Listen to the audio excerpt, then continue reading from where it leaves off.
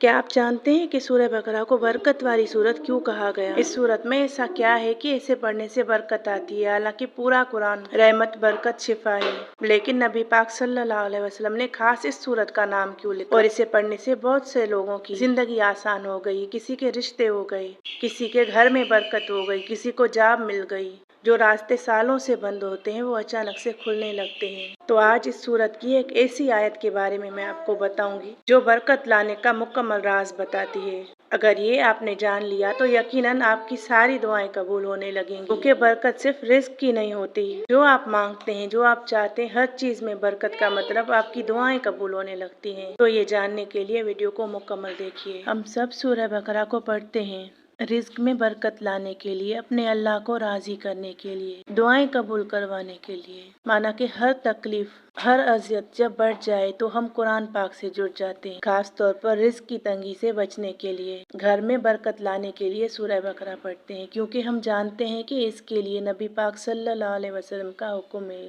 کہ جہاں سورہ بقرہ پڑھی جاتی ہے وہاں سے شیاطین بھاگ جاتے ہیں اور برکتیں آتی ہیں۔ یہ ہمارا ایمان ہے۔ لیکن کیا ہم اس کی ہر ایک آیت کو سمجھتے ہیں کہ اس میں برکت کا راز کیا ہے؟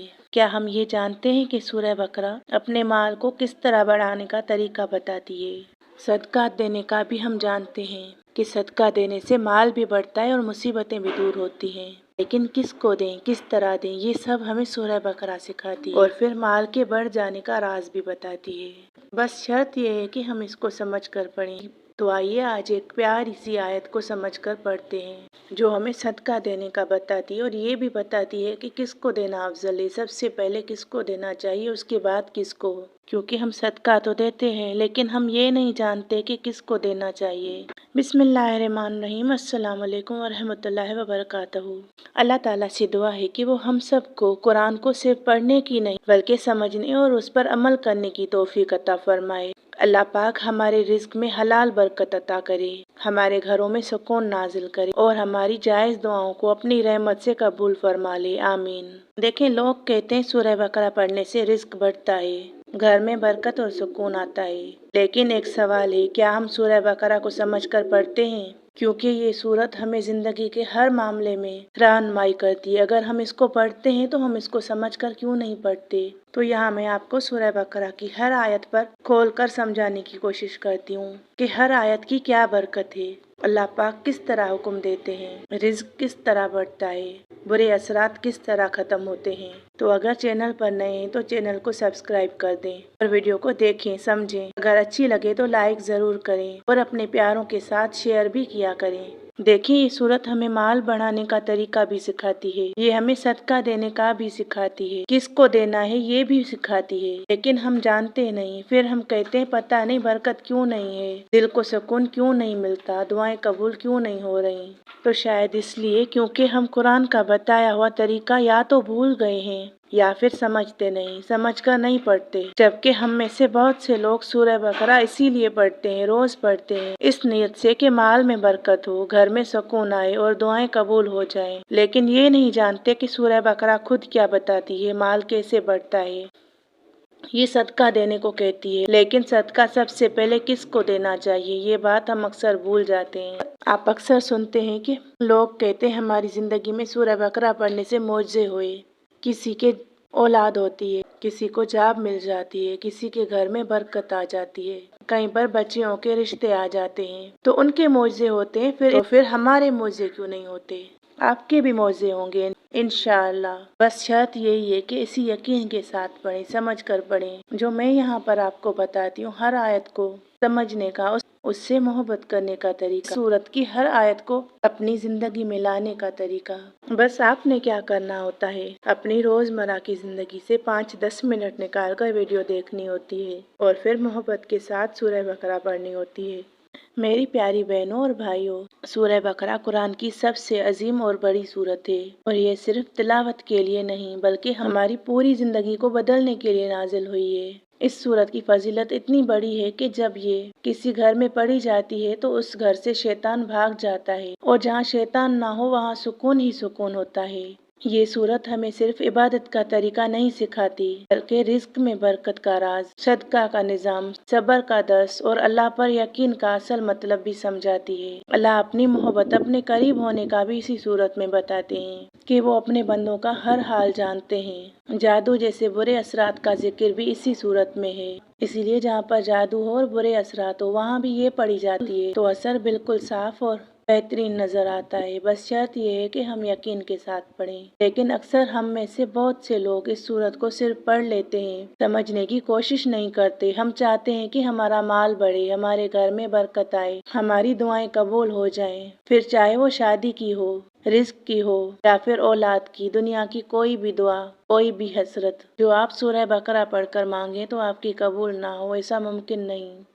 ہم چاہتے ہیں کہ ہمارا مال بڑھے، ہمارے گھر میں برکت آئے، ہماری دعائیں قبول ہو جائیں، لیکن جو ہدایت اللہ نے اسی صورت میں دی ہے اس پر غور نہیں کرتے۔ اگر ہم سورہ بقرہ کو صرف پڑھنے کے بجائے سمجھ کر اپنی زندگی میں اتار لیں تو یقین مانیے اللہ کے حکم سے ہمارے دلوں میں سکون، ہمارے رزق میں برکت اور ہماری زندگی میں رحمت نظر آنے لگے گی۔ اور اسی صورت کی ایک آیت میں اللہ تعالیٰ نے ہمارے لیے ایک بہت ہی ضروری اور پریکٹیکل نسخہ بھی دیا ہے کہ ہم اپنے مال کو کیسے بڑھائیں اور صدقہ دینے کا اصل طریقہ کیا ہے۔ لوگ اکثر سوچتے ہیں کہ صدقہ صرف غریبوں کو دینا ہے، لیکن قرآن ہمیں یہ بھی بتاتا ہے کہ سب سے پہلے اپنے والدین، پھر رشتے دار، پھر یتیم، پھر مسکین اور مسافر پر خرچ کریں۔ یہ ایک چھپا ہوا راز ہے جو مال میں برکت اور دل میں سکون کا ذریعہ بنتا ہے۔ تو اگر ہم یہ عمل اپنی زندگی میں لائیں، صرف پڑھنے تک سمٹ کر نہ رہیں، تو دیکھیں گے کہ اللہ کی رحمت ہمارے گھر میں نازل ہوگی، ہمارے رزق میں برکت ہوگی اور ہماری دعائیں اصل میں قبول ہونے لگیں گی۔ یعنی سورہ بقرہ صرف ایک تلاوت نہیں بلکہ ہر مسلمان کے لیے عمل اور رحمت کا راستہ بھی ہے۔ یہ ہمیں بتاتی ہے کہ مال کا اصل مقصود کیا ہے، دعائیں قبول ہونے اور سکون پانے کا اصل راستہ کیا ہے۔ آج اگر ہم سچ میں چاہتے ہیں کہ اللہ ہمارے رزق میں برکت دے،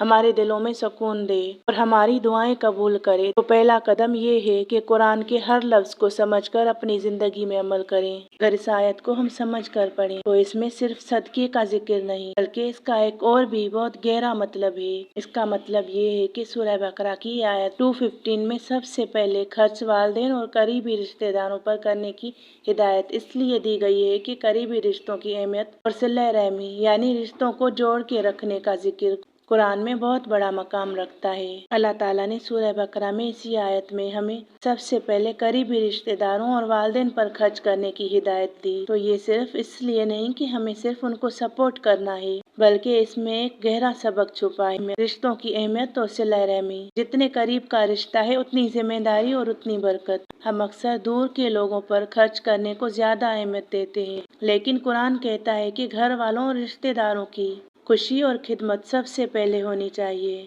یہ عمل نہ صرف مال میں برکت لاتا ہے بلکہ رشتوں کو مضبوط اور پیار اور محبت سے بھرا رکھتا ہے۔ جب ہم اپنے والدین، رشتہ داروں اور گھر والوں پر خرچ کرتے ہیں تو صرف ایک دنیاوی ضرورت پوری نہیں ہوتی بلکہ اللہ کی رحمت سے دلوں میں سکون اور برکت بھی آتی ہے۔ اس لیے سورہ بقرہ ہمیں یہ سکھا رہی ہے کہ مال کا اصل مقصود صرف خرچ کرنا نہیں بلکہ اپنے رشتوں کو جوڑے رکھنا اور صلہ رحمی کو برقرار رکھنا ہے۔ آپ سبھی جانتے ہیں، ہم سب جانتے ہیں کہ آج کے دور میں قریبی رشتوں میں بھی نفرت اور دوریاں بڑھ گئی ہیں۔ لوگ اکثر دنوں میں نہیں، مہینوں میں نہیں بلکہ سالوں تک ایک دوسرے سے بات نہیں کرتے اور پھر جب دعا کرتے ہیں تو صرف اپنے لیے مانگتے ہیں۔ اب میں بتاتی ہوں آپ کو اس آیت کے بارے میں۔ قرآن پاک کی سورہ بقرہ کی آیت نمبر 215 کا مفہوم بہت خوبصورت اور پریکٹیکل ہے۔ اس آیت میں یہ بتایا گیا ہے کہ رسول اللہ صلی اللہ علیہ وسلم سے لوگ پوچھتے ہیں کہ ہم کیا خرچ کریں اور اللہ جواب دیتا ہے کہ خرچ کس پر کرنا چاہیے۔ اے نبی، لوگ تم سے پوچھتے ہیں کہ وہ اللہ کی راہ میں کیا مال خرچ کریں۔ کہہ دو کہ جو کچھ مال تم خرچ کرو تو ماں باپ اور عزیز رشتہ داروں اور یتیموں اور محتاجوں اور مسافروں پر خرچ کیا کرو، یہ سب حقدار ہیں، اور جو تم نیک کام کرتے ہو تو وہ سب اللہ کو خوب معلوم ہے۔ تو میری پیاری بہنوں اور بھائیوں، ذرا غور کیجیے، اللہ تعالیٰ نے ہمیں صرف یہ نہیں بتایا کہ مال خرچ کرو بلکہ یہ بھی سکھا دیا کہ سب سے پہلے کس پر خرچ کرنا ہے۔ اس آیت میں ایک پورا نظام چھپا ہے، محبت کا، ذمہ داری کا اور صلہ رحمی کا۔ سب سے پہلے والدین کا ذکر آتا ہے کیونکہ ان سے بڑھ کر کوئی حقدار نہیں، پھر رشتہ دار، تاکہ رشتوں کی ڈور مضبوط رہے اور دلوں میں دوریاں پیدا نہ ہوں۔ اور پھر یتیم، مسکین اور مسافر جو زندگی کی مشکل راہوں میں ہماری مدد کے محتاج ہوتے ہیں۔ اور سوچئے، کیا ہم رشتوں کی قدر کرتے ہیں؟ چھوٹی چھوٹی باتوں پر بنا کسی وجہ کے دوریاں پیدا ہو جاتی ہیں، باتیں کرنا بند ہو جاتی ہیں، ایک دوسرے سے نفرتیں ہوتی ہیں، پھر ہم کہتے ہیں ہم سورہ بقرہ پڑھتے ہیں اور اثر نہیں ہوتا۔ سوچئے، اگر ہر مسلمان قرآن کی اس ہدایت پر عمل کرے تو کتنے گھروں میں سکون آ جائے، کتنے دل جڑ جائیں اور کتنی دعائیں نکل کر اللہ تک پہنچ جائیں۔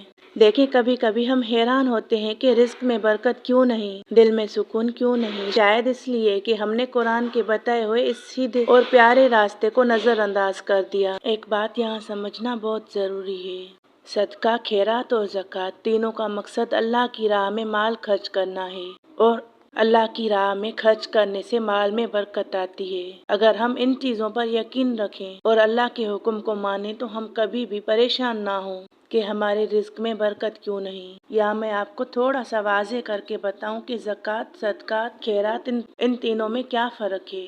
ان میں تھوڑا فرق ہوتا ہے۔ زکوٰۃ ایک فرض عبادت ہے جو ہر صاحب نصاب مسلمان پر واجب ہوتی ہے اور اس کی مقدار بھی مقرر ہوتی ہے۔ اور صدقہ اور خیرات والنٹری ہوتے ہیں، یعنی انسان اپنی خوشی اور اللہ کی رضا کے لیے جتنا چاہے دے سکتا ہے۔ سورہ بقرہ کی آیت 215 میں اصل میں مال خرچ کرنے کا ذکر ہے، یعنی اللہ ہمیں یہ بتا رہے ہیں کہ جب بھی تم اللہ کی راہ میں اپنا مال خرچ کرو، چاہے وہ صدقہ ہو، خیرات ہو یا کسی کی مدد کی شکل میں ہو، تو سب سے پہلے والدین، پھر قریبی رشتہ دار جن کو ہم دینا نہیں چاہتے، اس کے بعد یتیم اور پھر مسکین اور مسافر کا خیال رکھو۔ یعنی اس آیت میں خوبصورت نظام دیا گیا ہے کہ مال کو اللہ کی راہ کے لیے کہاں اور کس ترتیب سے خرچ کرنا چاہیے تاکہ رشتوں میں بھی محبت رہے اور ضرورت مند لوگوں کی بھی مدد ہو، اور پھر آپ کے رزق میں بھی اللہ پاک برکت دے دے۔ سورہ بقرہ کی اس آیت میں سیدھا لفظ صدقہ نہیں آیا، اس آیت میں لفظ مال خرچ کرنا یعنی ینفقون آیا ہے۔ آیت کا مفہوم ہے جو بھی تم مال خرچ کرو وہ والدین، رشتہ داروں، یتیموں، مسکینوں اور مسافروں کے لیے ہو۔ اس کا مطلب کیا ہے؟ اس آیت میں اللہ کی راہ میں خرچ کرنے کا ذکر ہے، یعنی مدد کرنا، خرچ اٹھانا، ہدیہ دینا، صدقہ دینا، یہ سب اس میں شامل ہو سکتے ہیں۔ اس لیے والدین پر مال خرچ کرنا قرآن میں ذکر ہوا ہے۔ اسپیسیفکلی لفظ صدقہ والدین کو دو نہیں لکھا، لیکن والدین پر خرچ کرنا آپ پر فرض ہے کیونکہ اس کا ذکر قرآن میں ہے۔ ان کی مدد کرنا بہت افضل ہے۔ زکوٰۃ والدین کو دینا عام طور پر جائز نہیں ہے۔ ہاں، گھر کے دوسرے رشتہ داروں کو صدقہ اور زکوٰۃ دونوں دیے جا سکتے ہیں اگر وہ مستحق ہوں، جیسے بھائی، بہن، چاچا، پھوپھی، کزن، رشتہ دار۔ بلکہ علماء کہتے ہیں کہ رشتہ داروں کو دینا زیادہ افضل ہے کیونکہ اس میں صدقہ پلس صلہ رحمی دونوں کا ثواب ہوتا ہے۔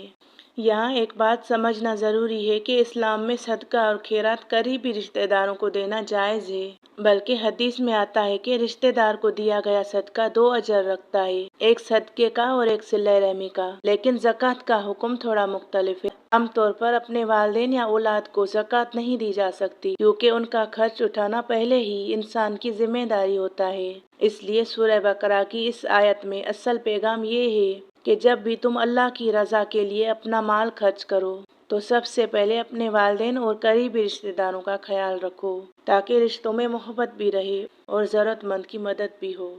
تو میری پیاری بہنوں اور بھائیوں، قرآن ہمیں صرف عبادت کا طریقہ نہیں سکھاتا بلکہ زندگی جینے کا بھی اصل طریقہ سکھاتا ہے۔ سورہ بقرہ کی اس آیت میں اللہ تعالیٰ ہمیں ایک خوبصورت نظام دیا ہے کہ جب بھی ہم اپنا مال اللہ کی رضا کے لیے خرچ کریں تو سب سے پہلے اپنے والدین اور قریبی رشتہ داروں کا خیال رکھیں۔ تو جب ہم اس طرح خرچ کرتے ہیں اور اپنے رشتوں میں محبت اور صلہ رحمی کو برقرار رکھتے ہیں تو اللہ کی رحمت سے ہمارے کام آسان ہو جاتے ہیں، ہمارے رزق میں برکت ہوتی ہے، ہماری دعائیں اصل میں قبول ہوتی ہیں۔ تو آئیے آج ہم اللہ سے دعا کریں۔ یا اللہ، ہمیں قرآن کو سمجھنے اور اس پر عمل کرنے کی توفیق عطا فرما، ہمارے والدین اور رشتہ داروں کے دلوں میں محبت پیدا فرما، ہمارے مال میں حلال برکت عطا فرما اور ہماری جائز دعاؤں کو قبول فرما۔ اور جو بھی بہنیں یا بھائی اس وقت یہ ویڈیو دیکھ رہے ہیں تو ان کے لیے اللہ سے دل سے دعا کرتے ہیں کہ یا اللہ، جو بھی اس وقت ویڈیو کو دیکھ رہا ہے ان کی نیت کو قبول فرما۔ ایک بہن نے آج کمنٹ کیا کہ میرے لیے دعا کریں کہ اللہ پاک مجھے بیٹا دے۔ اللہ پاک انہیں صحت مند، حلال اور اچھی اولاد عطا فرمائے۔ جو چاہتی ہیں کہ ان کا بیٹا یا بیٹی ان کی دعائیں قبول فرما اور ان کے گھر میں خوشی، برکت اور سکون نازل فرما، آمین یا رب العالمین۔ اللہ تعالی ہمیں قرآن کو سمجھنے اور اس پر عمل کرنے کی توفیق عطا فرمائے، ہمارے والدین اور رشتہ داروں کے دلوں میں محبت پیدا کرے، اور ہم اگر والدین ہیں تو ہمارے دلوں میں اپنی اولاد کے لیے بہترین تربیت اور بہترین اخلاق والا بنائے، اور ہمارے مال میں حلال برکت عطا کرے، آمین یا رب العالمین۔